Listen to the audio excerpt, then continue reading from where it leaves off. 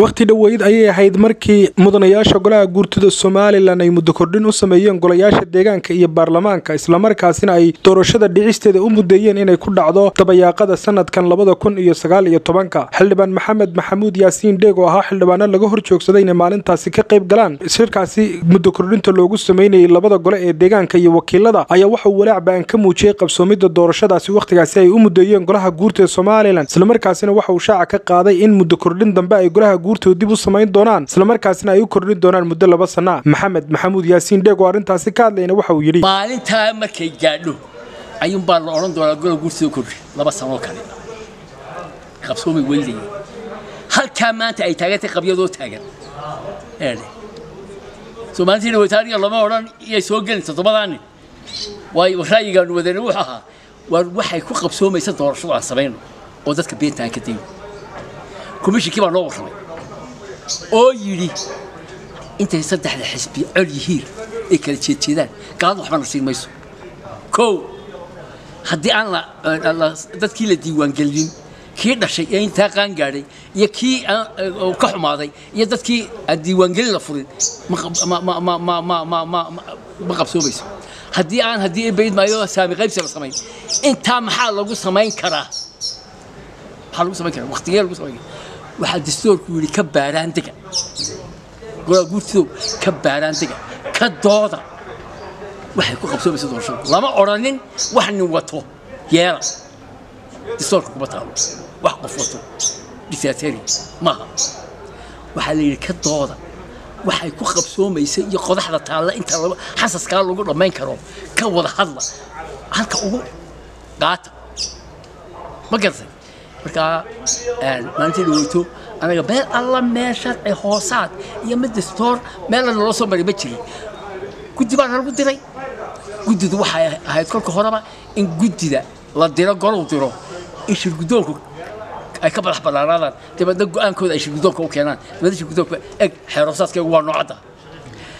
markii shirgudoonka balaxaska ka dubay ee aanu doodnay ra'yiga yagii ayun baa la yiri wuxuu bay ka dhex sheegi doonaan golaha dabadna laba ra'yi saa loogu codayno kaan wadano loogu codayo yay noo soo gelin todobadaan saas oo lagu kaga hadlo markaas xarf baan iska fadhiyo laakiin waxa idin sheegaya haddii ilaahay qofka gaarsiiyo waxa la nuur inta erigi ma dhito maalintay sanadka dhamaanayo haddii golaha guurtiga la keeni waa kororsiimo aniga haysha atirsan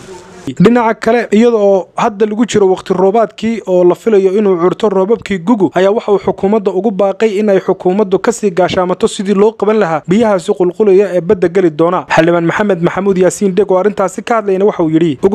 waxa ku jira war biyaha badda inaga gelaya gobol walba hal la geeyo dhowr mucdaada hal lagula ballamo inta soo doox oo hebel la yiraahdo sanadka maanta hal la xiro ama wasaaradda